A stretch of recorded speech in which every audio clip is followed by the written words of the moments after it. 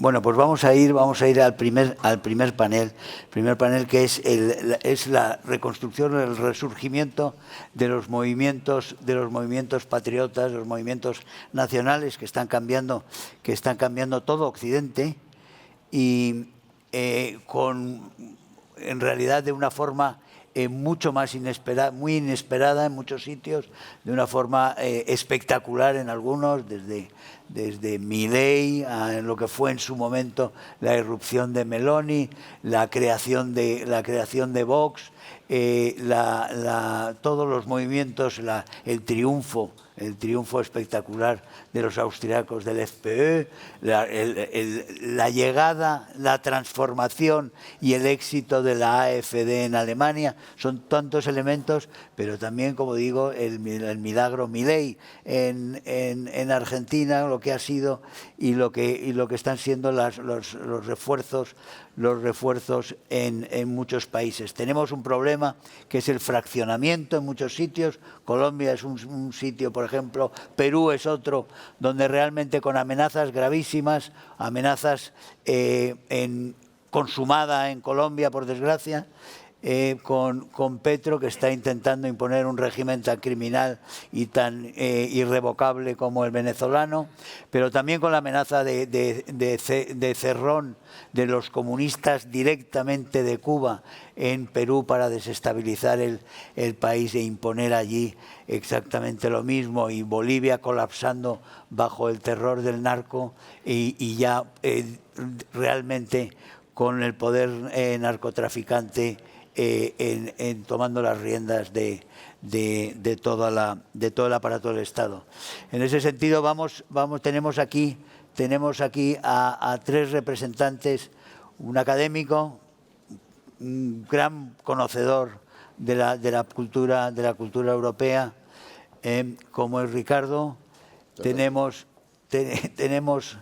a Lina, que es representante de un país, de esa joya americana que es Colombia, que tanto ha intentado conquistar tanto tiempo Cuba, que tanto tiempo tan heroicamente ha resistido y que sin embargo ha sido vilmente engañada en su día y después ya tomada por Petro.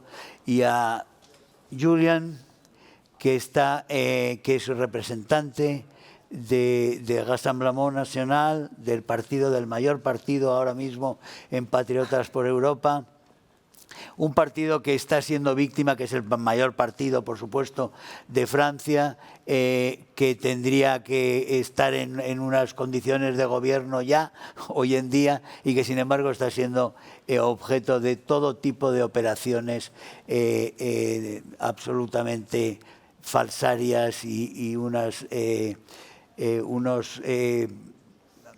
añagazas también y unas trampas increíbles para impedir que Marine Le Pen sea la próxima presidente de la República Francesa. Hayan hecho una trampa electoral utilizando unos amaños del Parlamento Europeo, un Parlamento Europeo donde lo que se acusa a Le Pen lo hacían cientos de parlamentarios. A los cientos de parlamentarios les permitieron regularizar todo aquello en el Parlamento y no sucedió nada a nadie, y sin embargo la persecución de Marine, que dura ya más de una década, es una persecución en la cual los enemigos del cambio en Francia han creado unos mecanismos perversos para la inhabilitación y para poder recurrir y volver a imponer la inhabilitación, incluso si es declarada inocente de todos los cargos.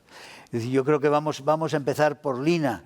Hemos tenido una tragedia en Colombia con el atentado a Miguel Uribe. Milagrosamente está vivo y está recuperándose, pero tenemos una amenaza terrorífica al ver simplemente el visualizar la escena de Medellín con una tarima en la cual el presidente de la República invita a una serie de notorios criminales a su alianza para establecer un nuevo régimen. Recuerda al señor Sánchez con el señor Puigdemont y con otra serie de gente haciendo los pactos que han hecho con ETA y con tantos otros. Allí es el narco, aquí son los separatistas los que se han movido como fuerza motor. Lina es vicepresidenta de la Cámara de Representantes de Colombia y una firme luchadora, realmente de las luchadoras de a pecho descubierto y sin cuartel contra el narcocomunismo, contra el crimen organizado del socialismo y contra Petro, por tanto. Ese Petro que recibía medallas en Madrid de los socialistas y de los populares. Germán, muy buenos días. Muchísimas gracias, Germán. Un saludo especial para ti. Gracias por esta invitación. A todos los que hicieron posible nuestra visita aquí, a Julián, a Ricardo y a todos ustedes. De verdad que es un honor para mí hacer parte de esta cumbre y poderle contar un poco acerca de lo que está viviendo mi país. Como bien lo decía, soy vicepresidenta de la Cámara de Representantes, represento un territorio fronterizo con Venezuela, por tanto conocemos perfectamente la historia y lo que vivió, que hoy se está repitiendo paso a paso en Colombia. Amo mi territorio, un territorio que durante 4 generaciones ha estado dominado por la presencia de las FARC y el ELN. Soy amenazada por esos 2 grupos criminales por hacerle oposición a Gustavo Petro, un presidente que traicionó al país, que llegó al poder con un montón de promesas y que hoy las ha incumplido absolutamente todas, que carcome, que divide, que polariza, que genera violencia, que quiere someter a la oposición, que irrespeta el poder público. Hoy la coyuntura política de mi país es supremamente difícil. Estamos a puertas ya en el mes de marzo de unas nuevas elecciones al Congreso de la República, unas nuevas elecciones a la presidencia y definitivamente estamos en un camino: o sacamos a Petro del poder o simplemente iniciamos una dictadura sin retorno tal cual como la vivió Venezuela. En los años 90 nosotros teníamos un enemigo porque hemos retrocedido, pero a un punto ya mucho más complejo. En los años 90 nosotros combatíamos a Pablo Escobar. Hoy nosotros luchamos contra el presidente Gustavo Petro, ese mismo que con sus discursos, con sus acciones, ha hecho que un precandidato presidencial como lo es Miguel Uribe, que se atrevió con valentía, con honor, con patriotismo, de tener una visión diferente, generar una propuesta distinta, defender la democracia, fue atentado hace más de 17 días. En un acto supremamente cruel, y que todos rechazamos en Colombia. Y hoy se ha convertido en un símbolo de unidad, de la necesidad de que los colombianos hoy estemos muy conscientes del gran riesgo que tenemos. 17 días después, que es un milagro para la ciencia, porque a él le dieron un tiro en la cabeza, 2 tiros en la cabeza, que para la ciencia médica es imposible que hoy se encuentre vivo, pero cada vez muestra un signo positivo de recuperación y eso hoy nos da ese mensaje de resistencia ante lo que estamos viviendo. Gustavo Petro, básicamente, tal como lo dijo su mismo canciller, es un tipo drogadicto, adicto al poder, perezoso y que hoy tiene una profunda crisis en nuestro país, porque lo que hace el socialismo es eso: acabar, destruir lo que durante tanto tiempo nos ha costado. Con una farsa de paz total, ese presidente Gustavo Petro le entregó a los criminales, a las FARC, al Clan del Golfo, al ELN, más de 800 municipios que hoy se encuentran bajo su autoridad y ejercen el secuestro, la extorsión como mecanismos y herramientas, porque mientras hizo firmar un cese bilateral con estos grupos que legitimó para sentarse a la mesa porque supuestamente iban a firmar la paz, lo aprovecharon para atarle las manos a la fuerza pública, mientras estos se fortalecieron territorialmente, militarmente, inclusive por mismos funcionarios, directores de entidades del gobierno de Gustavo Petro, recursos públicos fueron destinados a fortalecer las finanzas del ELN mientras se mantenían unos supuestos diálogos. Esos mismos criminales que han mantenido en el terror y el secuestro a miles de colombianos, millones de víctimas, han dicho, han reconocido que ayudaron a que Petro llegara a la presidencia. Y aunque hoy nunca mostraron voluntad de paz y dicen no firmar la paz con Gustavo Petro, están dispuestos a seguirle ayudando a ese proyecto político del cambio. Tenemos ahora resoluciones de zonas de distensión, zonas de despeje, en zonas muy importantes, zonas cocaleras, en las que está generando esos espacios para darles casi que un tanque de oxígeno a estos grupos que se han venido enfrentando entre sí, pero para que de alguna manera pueda casi que cumplirle un favor y que esta zozobra y esta criminalidad no cese en ningún momento. Tenemos un récord histórico, más de 300.000 hectáreas de coca. Estamos a punto de ser desertificados por parte de Estados Unidos, quien ha sido un aliado estratégico y financiero en la lucha contra el narcotráfico. Pero esos mismos grupos, ese mismo narcotráfico, es el que hoy mantiene empoderado al presidente. Los ataques a la democracia. Estamos hablando hoy en día de una asamblea constituyente. Lo firmó en mármol, eso es lo que nosotros y lo que ustedes han dicho, y por eso yo agradezco estos espacios tan importantes que vos, que el Grupo de Patriotas generen esos puentes, porque esa misma narrativa que hemos vivido en gobiernos anteriores, como el de Venezuela, como el de Cuba, eso está pasando, es la misma fórmula, son los mismos pasos copiados. Firmaron en mármol que no tocarían la Constitución, que gobernarían sobre eso, y hoy en día estamos a puertas de que en el mes de marzo coloquen una 7ª papeleta para que sea el pueblo desconociendo el poder y los requisitos mínimos que tiene que pasar por el Congreso de la República, que se llama una Asamblea Nacional Constituyente. Él se quiere perpetuar en el poder y sistemáticamente da golpes a la democracia, sistemáticamente irrespeta a las Cortes, al Congreso. Hoy en día hay una gran preocupación de cómo ya tiene mayorías en la Corte Constitucional, básicamente había sido el muro de contención de alguna manera de esa extralimitación del poder ejecutivo. Hoy hay una gran preocupación en ese sentido.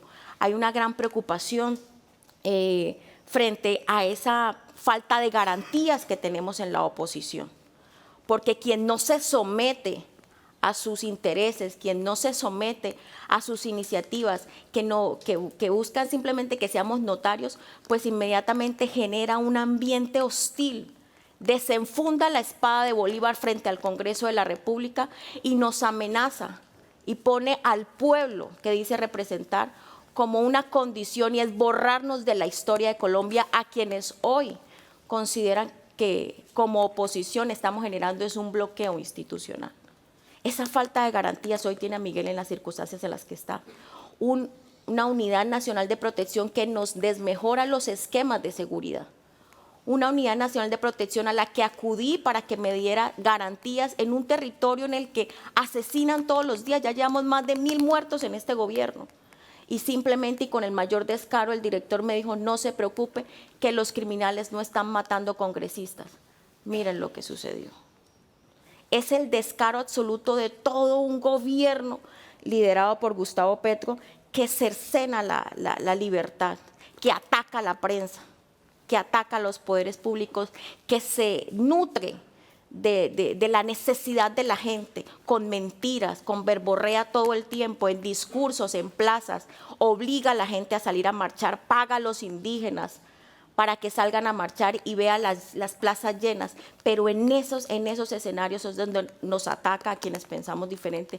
Y hoy, con esto que está sucediendo, realmente nos llama a reconocer ese apoyo que necesitamos a nivel internacional de lo que va a pasar el próximo año. Acabó con nuestro sistema de salud, 30 años construyendo un sistema de salud que debía mejorarse, sí, pero hoy en día ha sido reconocido por su propio ministro de Salud, que mantiene a las EPS en cuidados intensivos con tal de presionar a los congresistas para que apoyen una reforma que lo que busca es entregarse a la corrupción, llevarla al sector público, que está visto que realmente no da las garantías de acceso. La gente se está muriendo en los hospitales porque no tiene medicamentos.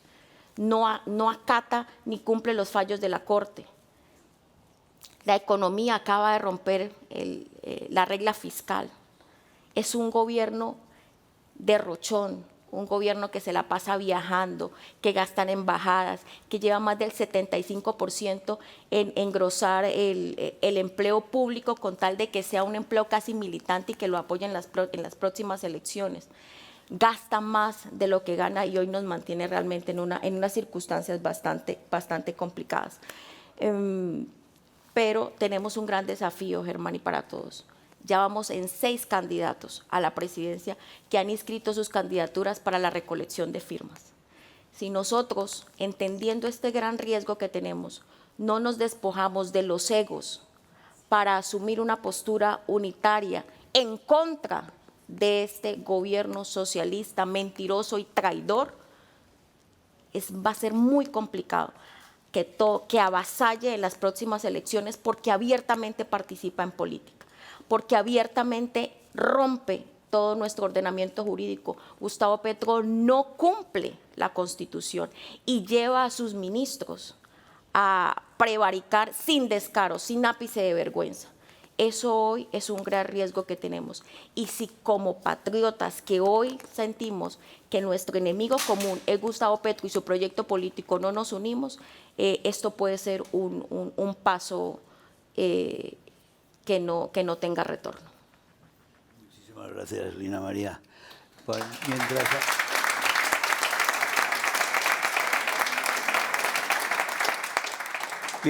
Mientras hablaba la vicepresidente de la Cámara de Representantes colombiana, parecía que estaba describiendo a Sánchez. Parecía a Sánchez. Muchas gracias. Pues ahora vamos a Sánchez, pero el bueno. Sánchez el bueno. Julián. Sí, bueno. Julián, bienvenido. Muchísimas gracias por tu labor. Dentro del grupo de patriotas colaboramos mucho. Hemos formado en muy poco tiempo un grupo muy fuerte, un grupo muy consolidado, y que estamos dando ya muchas sorpresas, pero vamos a dar muchas más en este Parlamento, pese a las traiciones de algunos. Adelante. Buenos días a todos. Primero, bravo, Lina María, por tu Valencia y un apoyo al senador Uribe. Todos mis mejores deseos de recuperación para él. Hablaré en español, pero tened paciencia con mi acento porque es mi lengua materna.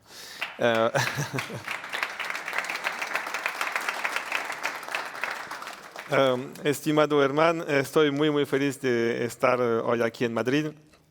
Quisiera comenzar precisando que, aunque me llamo Sánchez, como tú le dices, no tengo absolutamente ningún vínculo de parentesco con el primer ministro Sánchez. Sí. Así que pueden estar tranquilos, aquí nadie le va a robar dinero a nadie. Sí. Señoras, pueden dejar sus bolsos a la vista, no hay ningún responsable del Partido Socialista Español en esta sala y ningún amigo de ellos. Estoy feliz de estar aquí porque mi apellido y mis raíces paternas son españolas y me siento muy orgulloso de ello. Y por último, Herman, estoy feliz de estar aquí porque tanto el Rassemblement Nacional francés como yo apoyamos al 100% tu excelente iniciativa. Reunirnos, dialogar entre nosotros con nuestros amigos soberanistas de Europa, nuestros hermanos de América Latina y nuestros amigos norteamericanos. Enhorabuena por ello y gracias a ti y tu equipo, gracias a Vox, a Santiago y gracias a nuestro grupo parlamentario Patriotas por Europa, el grupo soberanista más importante del Parlamento Europeo. Me han pedido que hable hoy sobre la situación de los soberanistas en Francia. Quisiera comenzar presentando brevemente el Rassemblement Nacional, del cual soy uno de los vicepresidentes. El Rassemblement Nacional es la continuación del Front National. Me afilié a él a los 16 años, fue hace 25 años. El Front National fue fundado por Jean-Marie Le Pen, con quien tuve la suerte de trabajar a diario durante 10 años. Un hombre admirable, un verdadero patriota, que renunció en 2 ocasiones a su mandato parlamentario para ir a combatir por Francia junto a nuestros soldados en Indochina y en Argelia. ¿Cuántos diputados harían eso hoy en día? Por desgracia, todos conocemos la respuesta, ya que la mayoría de los países europeos están hoy gobernados por cobardes. Jean-Marie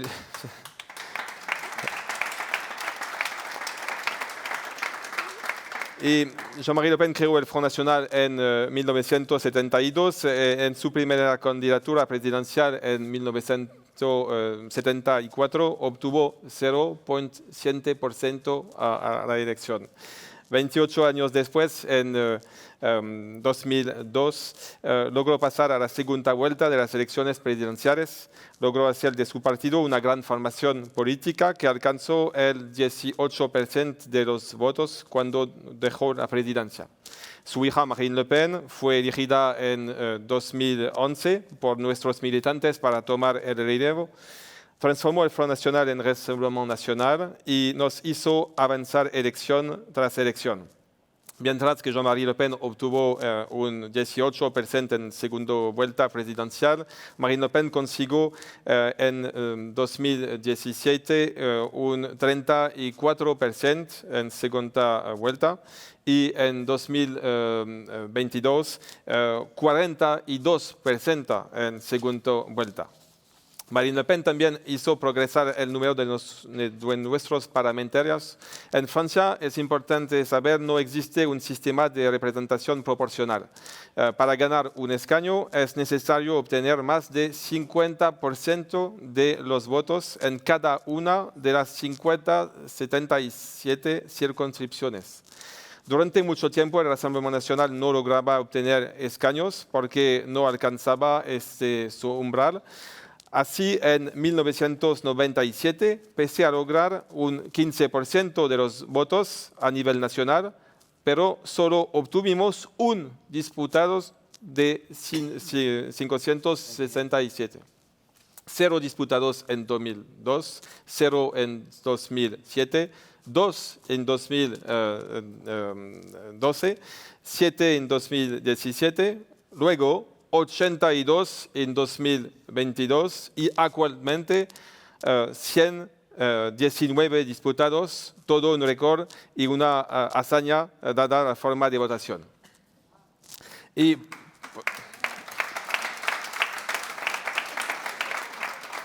por qué avanzamos? Porque, por desgracia, la Francia está mal, pero podemos hablar de eso si quieres. En primer lugar, Francia jamás ha estado tan endeudada como desde Emmanuel Macron es presidente de la República. Actualmente acumulamos más de 300.000 millones de euros de deuda y el gasto público continúa aumentando de manera irresponsable, mientras que los servicios prestados al público se deterioran visiblemente.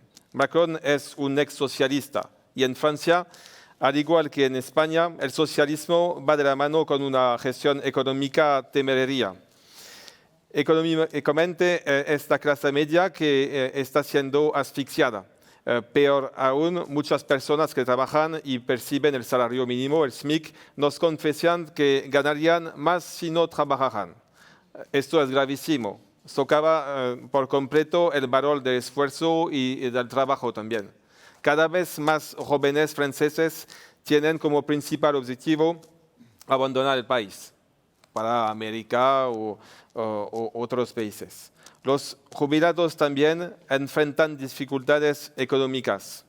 Y hay un dato alarmante, más de un tercio de los franceses renuncian hoy a recibir atención médica por razones económicas. Muchos franceses ya no pueden permitirse encender la calefacción en invierno. Como todo socialista, Macron aplica en todos los asuntos soberanos una política de izquierdas basada en laxismo. No resuelve los problemas de los franceses, peor aún, desprecia lo que representa Francia y desprecia el pueblo francés. Por ejemplo, niega nuestras raíces al afirmar que no existe una cultura francesa.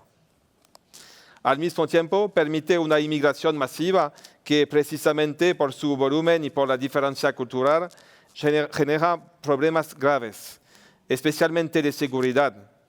Él lo considera un enriquecimiento para el país y los medios de comunicación de izquierda respaldaban esta visión. Sin embargo, los delitos contra bienes y personas se disparan. Cada semana se registran ataques con cuchillos. El odio anticristiano, antifrancés e incluso antiblanco aumenta de forma espectacular. Como consecuencia directa de esta inmigración masiva, el conflicto israelí-palestino ha sido importado a nuestro suelo. Cada semana se organizan manifestaciones pro-palestinas en Francia con banderas palestinas. La llegada masiva de inmigración y sus consecuencias demográficas han hecho que una gran parte de la juventud sitúe la ley islámica por encima de las leyes de la República. La justicia también es indulgente, muy indulgente. Y muchos franceses sienten que están siendo desposeídos de su propio país y que ya no pueden expresarse libremente. Tienen la impresión de que deben adaptarse a culturas importadas, cuando lo que esperan es un gobierno que reafirme nuestras raíces cristianas, nuestras costumbres y nuestras tradiciones y las coloque en el centro de la vida pública. Y para concluir, parece incluso que el gobierno y la izquierda desean que avergonzarse de ser francés sea lo normal y que lo verdaderamente valioso sea venir siempre de otro lugar. Todo está al revés. Y los franceses que tienen valores que están arraigados a nuestra identidad, a nuestra cultura y nuestras tradiciones, están viviendo una pesadilla. Lo más preocupante es que cada ocasión festiva se ve empañada por disturbios y saqueos, ya sea tras una gran victoria de fútbol o como hace unos días durante la fiesta de la música. En muchas ciudades hay disturbios recurrentes porque esos jóvenes, a menudo muy jóvenes, saben que el Estado es importante y no actúa con firmeza. No corren ningún riesgo y lo saben. Por eso creo que nuestras ideas van a llegar al poder en Francia muy pronto, porque los franceses están hartos de sufrir esta situación inaceptable en todos los ámbitos. Lo que quieren es seguridad, respeto, paz, serenidad, y lo único que ofrece Macron es inseguridad, violencia física y psicológica y caos. Yo fui alcalde de una ciudad del sur de Francia durante 10 años, recibía a los vecinos cada semana, estaba muy cerca de la gente, muchas cosas me impactaron. Por ejemplo, muchos padres tienen miedo cuando sus hijos que estudian en grandes ciudades universitarias salen por la noche. Temen que sus hijos sean agredidos. Muchos me decían que no se iban a dormir hasta tener la certeza de que sus hijos habían regresado sanos y salvos. Eso es inaceptable. Cientos de barrios en Francia están controlados por narcotraficantes e islamistas. Incluso un ministro del Interior de Macron lo reconoció hasta hace más de 5 años. El día de su dimisión declaró: hoy vivimos uno al lado del otro, mañana viviremos cara a cara. En muchos barrios la gente ya no sale de casa cuando cae la noche. Ni siquiera se dan cuenta, pero restringen voluntariamente sus movimientos para evitar problemas. Recuerdo que hace algunos años asistí a una manifestación en apoyo a los bomberos que habían sido apedreados en una gran ciudad de mi región. Una señora mayor, vecina del barrio, me dijo con una mirada que jamás olvidaré: hagan algo por nosotros, ya no aguantamos vivir así, esto es un infierno. Es por personas como esa señora que lucho cada día podría ser mi abuela. Queremos devolverle a esa gente su país, su dignidad en nuestra Francia. Hoy algunas encuestas nos sitúan como ganadores en Francia y por eso el poder busca impedir que Marine Le Pen se presente.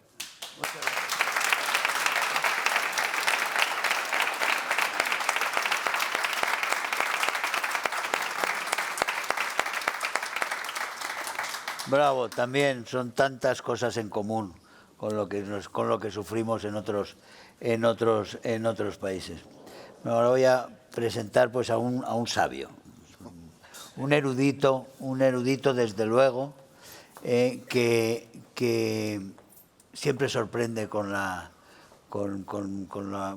inmensidad de sus lecturas, de sus conocimientos, y también con otra de las envidiables aptitudes de Ricardo Ruiz de la Serna, que es los idiomas. Los idiomas tienen un oído prodigioso, y es de esas pocas personas, y yo me he dedicado mucho al este de Europa, y yo he viajado muchísimo por allí y he conocido a muchísima gente que ha ido a Hungría y que ha vivido en Hungría, pero no había conocido a nadie que hable el húngaro con la fluidez con la que la habla. Es que es un idioma realmente endemoniado, pues él lo ha conseguido. Y como lo ha hecho con muchos otros, y como lo ha hecho con el alemán y con otros. Pero en todo caso es un hombre con una inmensa cultura, que ahora tenemos la suerte de que trabaje como el jefe de estudios de la Fundación Disenso y de una fundación húngara también, de la Fundación de los Estudios Fundamentales, Centro de Derechos Fundamentales, y que combina. En todo caso es un observador que desde la historia tiene una visión riquísima y profunda de Europa. Y quiero que nos hable él también de estos cambios que se están produciendo tan profundos en este continente que también conoce. Muchas gracias. Ricardo. Muchas gracias por estas palabras generosísimas. Buenos días a todos. Y mis primeras palabras tienen que ser de agradecimiento, porque no solo gracias a Germán Tertsch y a Paloma Adrados y a las organizaciones aliadas que hoy nos acompañan, a CEU, CEFAS, al Centro de Derechos Fundamentales, a todos ustedes que han venido esta mañana a escucharnos. A mí me ha alegrado mucho y me ha resultado muy reconfortante que Jorge Buxadé citase poetas, porque tenemos que hablar más de poesía. La función de los poetas en nuestra tradición es elevar el espíritu de la comunidad. En el judaísmo centroeuropeo oriental, hay una figura que es el Maguid. El Maguid tiene una bendición especial. El Maguid es aquel que cuenta las historias que elevan el espíritu en los momentos de dificultad. Y si tuviésemos que contar nuestra historia, probablemente nuestra historia comienza con un acto de memoria, con algo que recordamos. Y a medida que vamos escuchando historias personales, y cuando vamos conociendo las historias personales de quienes hoy nos acompañan, tomamos conciencia. Hoy nos acompaña gente a la que ETA le mató a su padre. Hoy nos acompaña gente que recuerda con nostalgia los filetes que se tomaba con su abuelo en Cuba. Hoy nos acompaña gente que ha tenido que cruzar la selva huyendo de un régimen tiránico y abandonando su país. Nos acompaña gente que cuando su hijo se iba a bailar a la matanza de madrugada en la provincia de Buenos Aires, tenía que pasar miedo esperando que regresasen. Nos acompañan franceses educados durante décadas en el autoodio. Nos acompañan alemanes a los que indujeron a sentir vergüenza de la civilización alemana, de la civilización que había dado a Goethe, de la civilización que había dado a Heine. Y esa toma de conciencia, fruto de un acto de memoria, nos lleva a la compasión, a sentir por otros. Y esto es algo que para los españoles, que hemos nacido en una tierra de encrucijada, en una tierra que mira al Mediterráneo, a Europa y a América, como decía Menéndez Pelayo, la tierra que fue luz de Trento, nos lleva a hacer nuestro el sufrimiento de otros. y a comprender lo que nos ha pasado. Lo que nos ha pasado es que nos han robado, pero no nos han robado lo que teníamos. Nos han tratado de robar lo que somos, lo que éramos. En España hemos sufrido un robo que ha trascendido lo económico, aunque económicamente cada año nos roban muchísimo, cada vez más. Y nos roban para entregárselo a los enemigos de España. Pero no es únicamente lo que nos han robado lo que tenemos, digo, nos han tratado de robar lo que somos. Aquí está Juan Carlos Girauta. Nos trataron de robar el catalán y de apropiárselo y de utilizarlo para enfrentar a unos españoles con otros. Nos trataron de robar la historia y de utilizarla como arma de nuevo para enfrentarnos a unos contra otros. Y no solamente a los españoles entre nosotros, a los españoles con otros, a los españoles con los americanos, a los españoles con los europeos. Y frente a ese robo, frente a ese intento de arrebatarnos no solo la memoria, no solo la historia, sino las raíces, hay una reacción. Y esa compasión nos lleva a la acción. Nos lleva a reaccionar. Decía un gran intelectual francés, Albert Camus, decía que un hombre rebelde es alguien que niega, pero si niega no renuncia. Al contrario, afirma. Y por eso la reacción que estamos viviendo en Occidente es una reacción de afirmación, es una reacción de esperanza y de futuro. Se suele hablar mucho de la moral de resistencia, y es cierto que en muchos órdenes de la vida nos sentimos en una moral, en un momento de resistencia. Nos sentimos en un momento en el cual tratamos de preservar aquello que todavía no nos han quitado. Pero se está produciendo un cambio, porque no solamente preservamos aquello que aún tenemos, sino que tratamos de recuperar aquello que nos arrebataron. Tratamos de recuperar la identidad, de comprender lo que somos. Y frente a los intentos, frente a las políticas de las culpas autoinducidas, de los complejos artificialmente creados, de los conflictos alimentados desde fuera, comprendemos que lo que nos ha sucedido es el socialismo, el comunismo, el progresismo, las élites desarraigadas, los enemigos de la naturaleza humana, los enemigos de la razón, los enemigos del entendimiento entre los pueblos, porque este es el fondo de la cuestión. La persona que está arraigada, la persona que pertenece a algo, la persona que tiene algo en el sentido no solo de lo material, sino de lo espiritual, sabe lo que eso significa. Los padres saben lo que significa perder un hijo. La persona que pertenece comprende a quien pertenece. Y me parece que es importante entender esto porque la compasión, en nuestro caso, no se queda en un lamento, sino que se traduce en una acción. O en muchas acciones, acciones como las que hoy estamos realizando. Antes mencionaba Hermann Tertsch la cuestión del húngaro. Es verdad que se suele decir que el húngaro es endemoniadamente difícil, pero yo podría decir también que es una lengua cargada de esperanza, cargada de Dios y cargada de futuro. Les voy a poner un ejemplo. La idea de nación en húngaro es nemzet.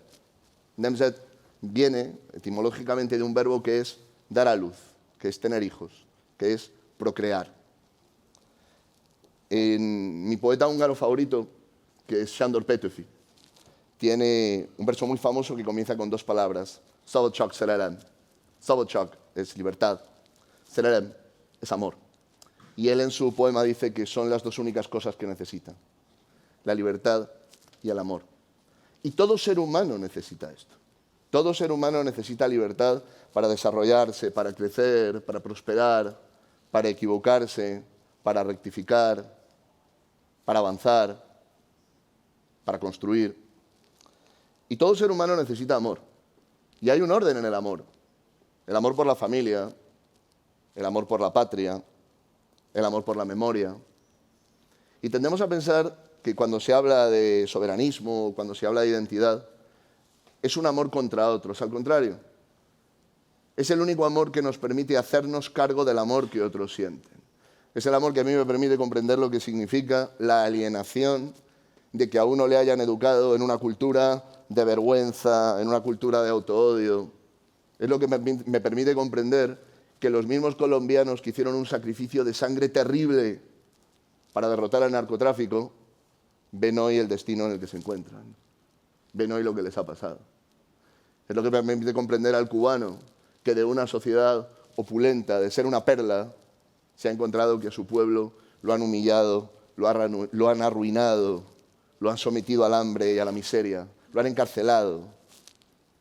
Y frente a eso, frente a las ideologías de las cárceles, de las fosas comunes, de las policías secretas, de la censura, de la tortura y de la ruina, nos alzamos, porque sabemos quiénes somos, porque sabemos lo que amamos y porque sabemos que juntos podemos cambiar las cosas. Por eso todo este proceso no nos lleva al desánimo, nos lleva a la esperanza. La esperanza en latín se dice fides. Fides significa también confianza. Es la actitud del niño en los brazos de su padre, es la actitud de la que hablan los salmos.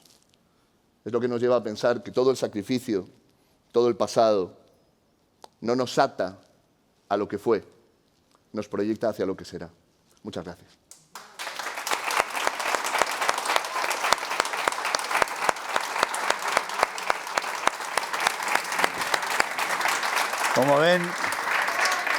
Como ven, Ricardo Ruiz de la Serna nunca defrauda, ni en sus escritos ni en sus palabras. La cuestión de la autoestima, como una de las estrategias fundamentales para desarmarnos ha sido todo este proceso gramsciano de los últimos 80 años, en los cuales el comunismo se dio cuenta de que no podía, de que a la sociedad desarrollada la tenía que penetrar, que no podía saltarla violentamente, que ese no era el camino, que el camino era penetrarla y entrar a través de la educación, de la información, de la comunicación, de la cultura, del arte, y de ir ocupando realmente todas las actividades humanas, como han logrado tener una hegemonía en los últimos 60, 70 años, que es la que debemos ahora romper. Por eso tenemos esas gorras de la Reconquista. La Reconquista no es solo liberar países que están en este momento bajo el yugo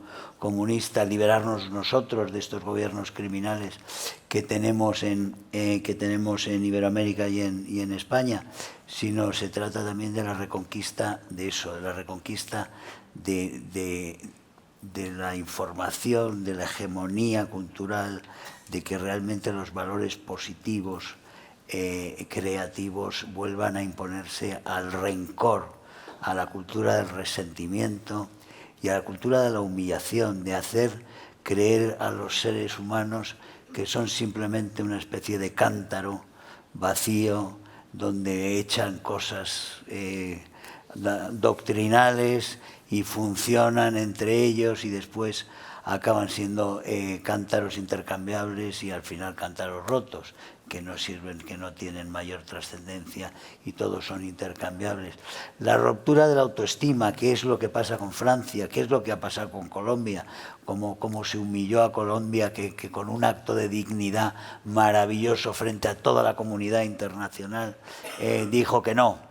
Dijo unos acuerdos miserables hechos bajo el control de los cubanos, del Partido Comunista Cubano y de toda la organización criminal que habita La Habana, que son todos los movimientos terroristas realmente que se mueven por América. Dijo en referéndum que no, y los estafaron con un presidente Santos, los estafaron con un premio Nobel a Santos y los engañaron y les dieron taza y media de lo que habían rechazado y acabaron con Petro. Es decir, cómo intentan quebrar a las naciones quebrando a los individuos. Y en eso los tres sois ejemplo de cómo de la lucha para recuperar, para que la gente, todos los ciudadanos, todos nuestros compatriotas respectivos, recuperen la autoestima para vencer a esa subcultura, esa cultura perversa del suicidio o del decrecimiento que hablábamos con Mariani. El decrecimiento, es decir, es esa la resignación y al final la dejación y la entrega por parte del ser humano de que no somos nada, no valemos para nada, al final estamos condenados a extinguirnos y todo lo que hemos hecho antes está mal hecho, porque los buenos son las víctimas supuestas o reales que vienen de fuera, son quienes tienen derechos y nosotros no tenemos ninguno. Y hemos visto como en Estados Unidos la agresividad por parte de la minoría negra hacia los blancos se ha disparado y hay todos los días, hay actos de una violencia absolutamente increíble de niños negros a niños blancos sin mediar provocación alguna, creyendo que lo que están haciendo es justicia histórica, porque esto empieza, como recordábamos, empieza en raíces. Hace 50 años que están buscando sus raíces el esclavo y ahora resulta que como ha sido esclavo el tatarabuelo, tatarabuelo, él tiene que resarcirse de todo y entonces él no tiene que obedecer ninguna reglas, sino que tiene que hacer es vengarse de los descendientes del supuesto esclavista. Cuando si nos ponemos a ver quiénes eran esclavos y esclavistas durante las épocas de la historia de la humanidad, nos llevaríamos muchas sorpresas y no son precisamente los blancos los que más esclavismo tuvieron. En todo caso, te diría a ti, Linda María, que si la dignidad, ¿cómo ves la reacción frente a Petro? Frente a esa ideología de la destrucción. A Petro lo acompañaba como vicepresidenta Francia Márquez y decía hasta que la dignidad se vuelva costumbre. Y es ella misma hoy la que ha dicho que este gobierno que acompañó y que decidió ser fórmula vicepresidencial es el más racista, digamos, y el que la ha hecho a un lado, el que la ha minimizado, el que la ha invisibilizado. Inclusive dijo, en gobiernos anteriores estábamos mejor.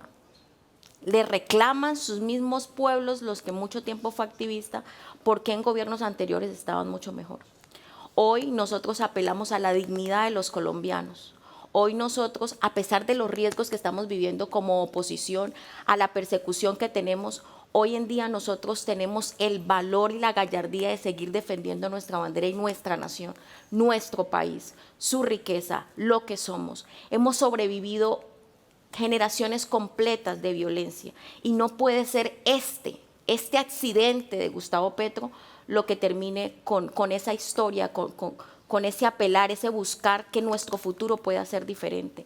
Hoy lo asumimos, hoy lo reconocemos. Vengo de un territorio muy golpeado por la violencia, pero alzo mi voz donde quiera que vaya. Defiendo lo que soy, defiendo lo que pienso, porque tenemos que romper toda cadena de secuestro de nuestra libertad. Gustavo Petro quiere polarizarnos, quiere dividir nuestra nación entre ricos, oligarcas, empresarios, entre trabajadores. Ese discurso en el que instrumentaliza, en el que utilizó a las mujeres y hoy en día sus ministros son los más grandes bárbaros y violentadores. Que pues aquí hubo un gran escándalo con el ministro Benedetti. De violencia intrafamiliar contra su esposa. Y allá fue y lo premió con el ministro, como ministro del Interior. Que aquí lo han ocultado. Aquí esas investigaciones nunca dieron resultado. Nosotros estábamos a la espera de que como una persona con esas calidades, esos defectos, esos señalamientos, fuese hoy el ministro de la política en nuestro país, pero así de alguna manera siguen socavando esa dignidad a la que tú te refieres, Germán. A los jóvenes que instrumentalizaron en el estallido social, que los convirtieron en primera línea, que acabaron ciudades completas, les dijeron que les iban a dar universidades, acceso a educación superior, hoy acabaron con los créditos del ICETEX, hoy esos muchachos no pueden ir a estudiar, hoy no tienen oportunidades. Todo ese discurso en el que hacen unos buenos y otros malos, cada día que pasa simplemente sigue dejándolo en el vacío y en esa discusión. Pero ¿qué tenemos hoy? Algo esperanzador, que ya la gente, eso que representó Miguel Uribe, eso que representó esta batalla sin fin, esta violencia que no acaba, esta violencia que tanto nos tiene cansados, hoy representa que definitivamente esos partidos, y puedo hablarlo inclusive el mío, en el que quisieron acabar con la moral de que lo que estaban haciendo estaba mal, que era lo peor, no presentaron candidaturas en las elecciones anteriores. Eso fue lo que llevó a Gustavo Petro al poder.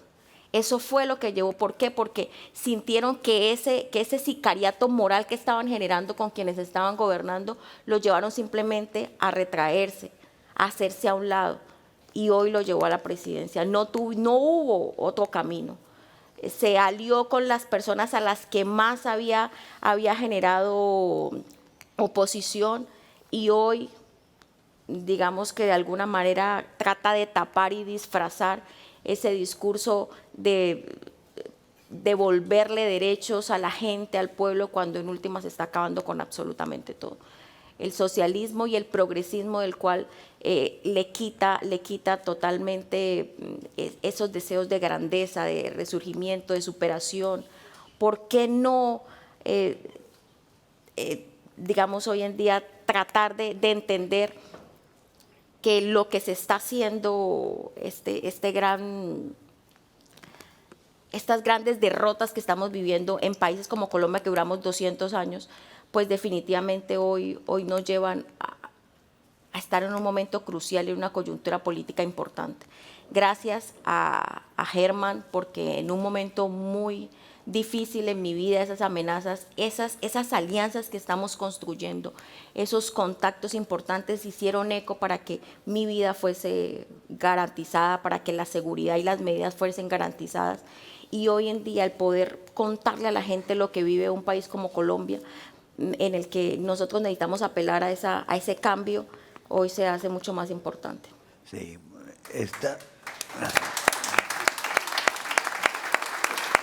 ha habido unos incidentes en Galicia hace unos días, donde en el reparto de unas viviendas sociales, de repente, por fin diría yo, porque es que no se produce mucho menos de lo que debiera pasar, los residentes, o sea, aquellos aplicantes que eran españoles, se revolvieron cuando vieron que la mayoría de las viviendas habían ido todos a nombres extranjeros, y en especial a nombres árabes, ¿no? Eso en Francia es una cosa que sucede masivamente, que lo de la cuestión de cómo los franceses se ven marginados en su propia patria, en sus propios pueblos, como los pueblos, como has dicho, has descrito muy bien cómo los barrios se van cambiando, pero esa humillación en tu propia casa, que es una vivencia dolorosísima, ¿no? Dolorosísima. Cuéntanos un poquito, porque habiendo sido alcalde 10 años, seguro que tienes más ejemplos que el de la mujer de los bomberos, ¿sí? Sí, hay más ejemplos, pero estoy muy emocionado cuando he visto a las personas que no pueden defenderse. Nuestra obligación es defender nuestro pueblo. Es muy, muy importante, porque muchas personas no pueden defenderse y dependen de la policía, dependen de instituciones que no funcionan, porque la justicia no da protección al pueblo. Es una inversión de los valores muy grave. Y luchando contra esta de facto.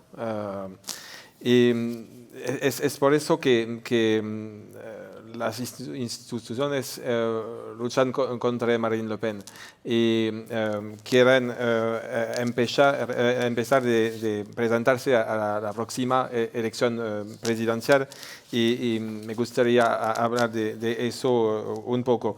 Durante mucho tiempo se dijo que Francia era el país de los derechos humanos. Constato que hoy Francia ya no es una democracia. De hecho, Marine Le Pen acaba de ser condenada a una muerte política con ejecución inmediata. Lo que se conoce como el caso de los asistentes parlamentarios, abierto hace más de una década por iniciativa de figuras socialistas como Martin Schulz y Christian Taubira en Francia, no se basa en hechos de corrupción ni de enriquecimiento personal.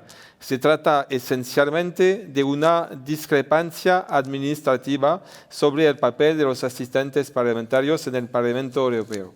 Sin embargo, este caso ha sido instrumentalizado para dictar una condena política sin precedentes.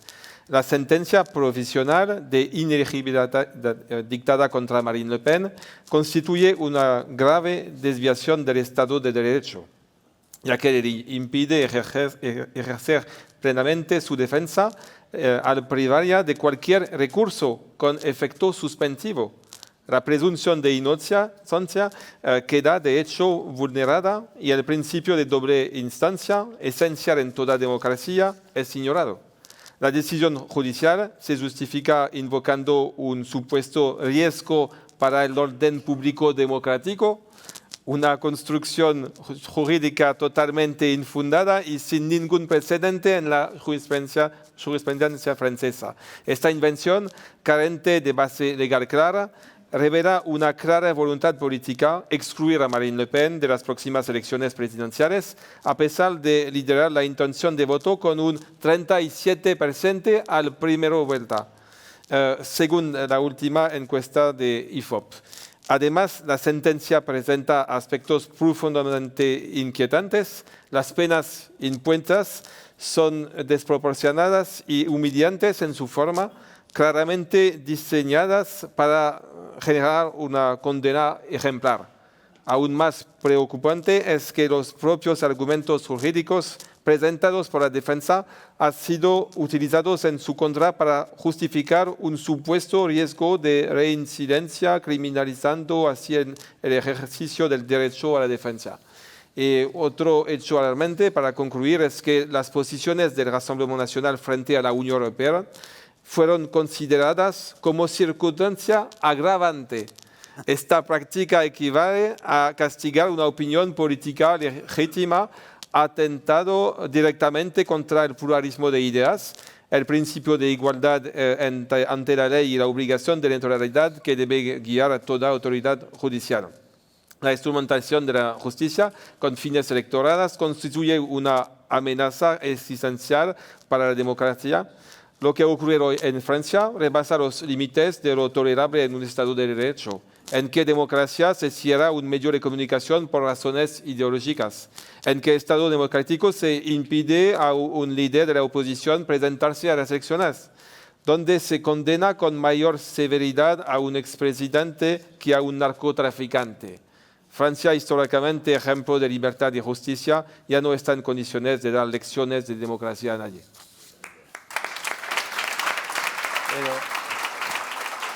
Pero si ves, Julian, en realidad lo que ha pasado en Francia y lo que está pasando en Francia no es distinto de lo que ha pasado en Rumanía, donde se suspenden unas elecciones ya en marcha con resultados, se inhabilita al ganador con una serie de pruebas inventadas que van cambiando, que empiezan por la injerencia rusa y después acaban vete a saber dónde, pero vamos, está pasando en Brasil, claro, bueno, Brasil es un caso escandaloso, lo que ha sido Brasil, el niño mimado de toda la Unión Europea, el señor Lula, que lo sacan de la cárcel donde estaba justamente por ladrón, lo sacan de la cárcel y entre él y Lula de Moraes, el juez de Moraes, y el apoyo masivo de la comunidad internacional, de la administración Biden, de la Unión Europea, logran ponerlo otra vez con Bolsonaro perseguido, Bolsonaro que fue denostado, no tenía ni un preso político, ahora son miles los presos políticos que hay en Brasil, nadie habla de ello. En Europa no se dice absolutamente nada sobre un Brasil que durante la época de Bolsonaro se estaba hablando de Brasil todos los días. Ahora nadie dice una palabra mientras la policía y el juez Moraes y compañía detienen a gente sin ninguna garantías y desaparecen en las cárceles gente por absolutamente nada más que simplemente discrepar. Es una barbaridad lo que está pasando ahora en Brasil. Tenemos la semana que viene tenemos un acto en Portugal y después yo creo que también en España, en Madrid lo repetimos, un acto de solidaridad con los presos brasileños el día 6.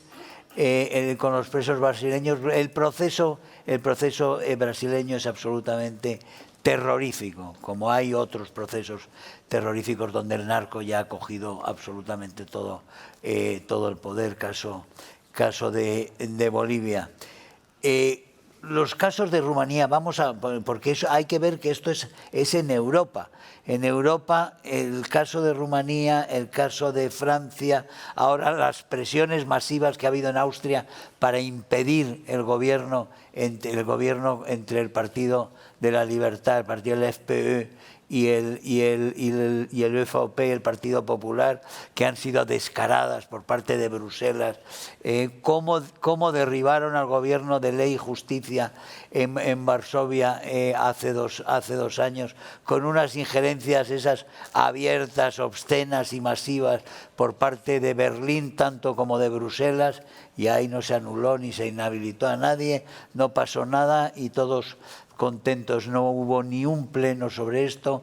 En eso, lo que es el bipartidismo, Partido Popular y Partido Socialista dentro de la Comisión Europea, funciona como un reloj, ahí no hay discrepancias, votan todos juntos, marginarnos a nosotros, si necesitan incluso han votado con los comunistas, han votado con Fernando Barrena, un ex-etarra, o bueno, etarra yo creo que se es siempre, si se ha sido etarra, pero vamos, un etarra que está en el Parlamento Europeo y que acordó con los populares y con los socialistas y con los comunistas el voto para dejarnos a nosotros fuera de las comisiones en las cuales teníamos derecho y también de la Asamblea Eurolat. Es decir, hay muchísimos casos. Ricardo, ¿cómo ves realmente lo que llamamos como el apretar las tuercas por parte de una mayoría que creía que iba a ser eterna, que se ve ya que es una mayoría menguante y que le tiemblan las piernas porque puede perder el poder muy pronto? Déjame que empiece con un poeta de nuevo. Decía los famosísimos versos de Hölderlin. Dice que allí donde está el peligro, crece también la salvación. Ahora mismo estamos donde está el peligro.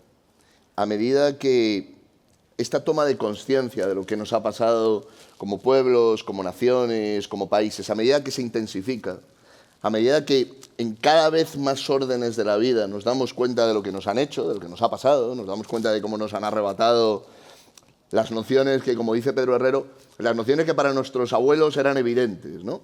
La idea de que el ser humano está llamado a formar una familia, la idea de que la vida humana es intrínsecamente valiosa y tiene una dignidad intrínseca que nada le puede arrebatar, la idea de que la cultura la hacen los pueblos, no la deciden los estados ni los gobiernos. A medida que tomamos conciencia en órdenes como la gastronomía, en órdenes como la moda, donde nos vamos dando cuenta de todo lo que nos han tratado de hacer, la reacción se endurece.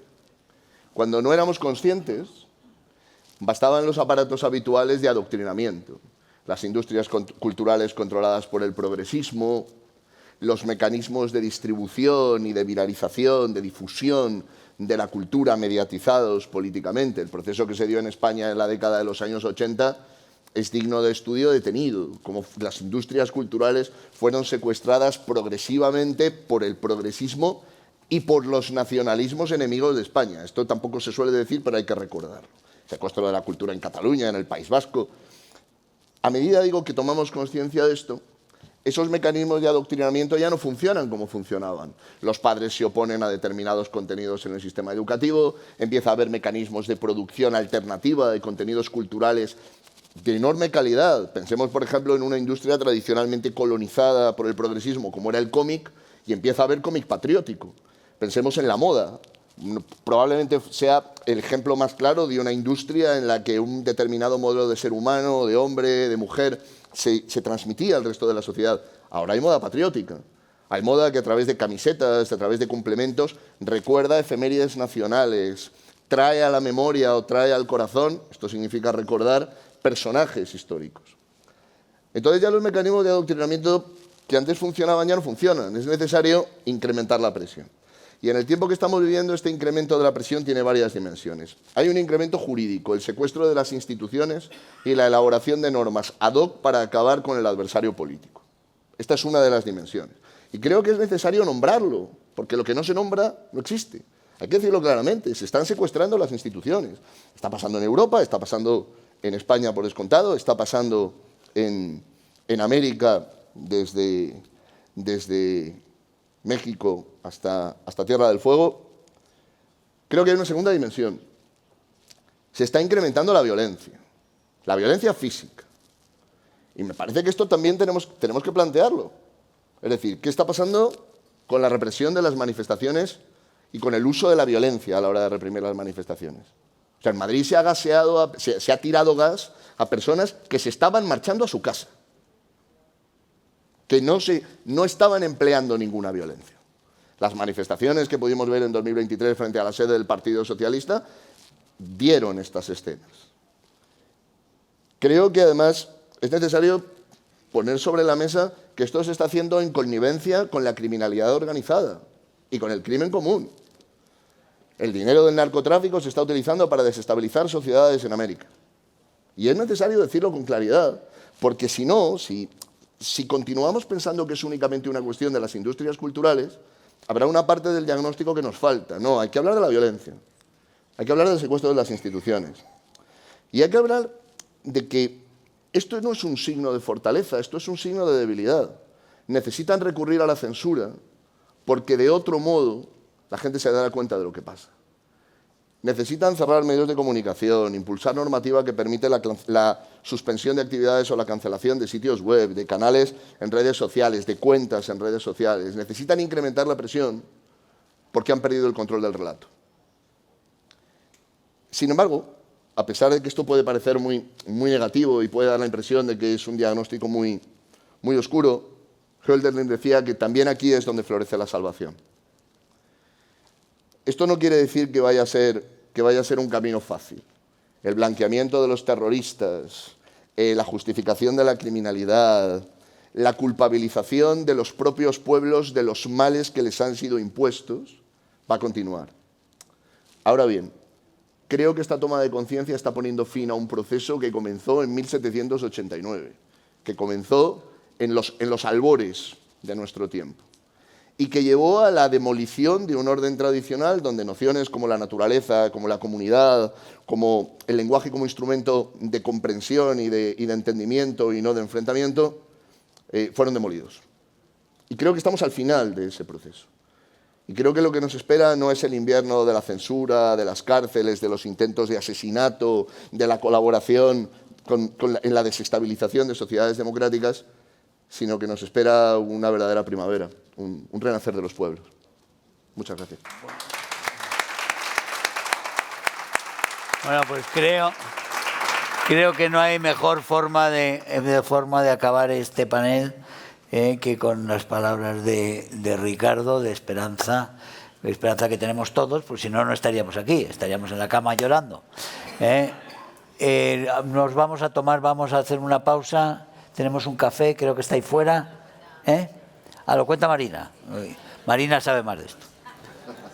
Bueno, un aplauso para nuestros 4 ponentes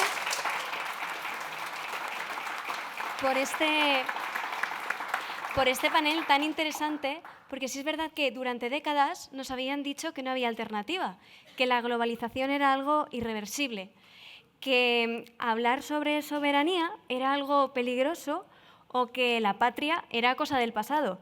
Pero es que ese relato ha terminado porque las fuerzas patrióticas de ambos lados del Atlántico están demostrando a día de hoy que hay una alternativa posible y sobre todo muy necesaria. Así que otra vez un aplauso para ellos, por favor.